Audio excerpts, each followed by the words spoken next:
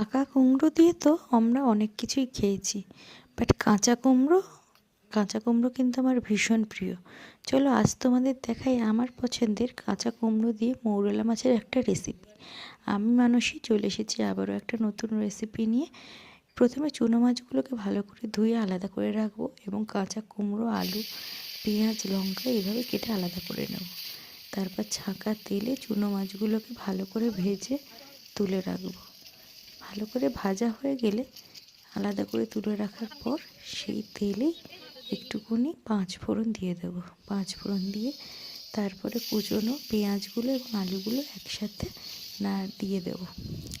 সেইগুলো হালকা হালকা একটু ভাজা ভাজা হলে একটু জল দিয়ে দেবো। তারপর পরিমাণ মতো নুন, হলুদ দিয়ে কাঁচা কুমড়োগুলোকে দিয়ে দেবো।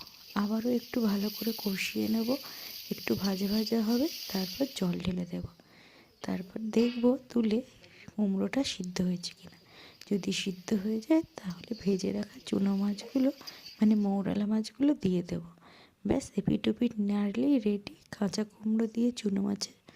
আমার কিন্তু ভীষণ পছন্দের এই ডিশটা, গরম ভাতের সাথে কিন্তু অসাধারণ লাগে।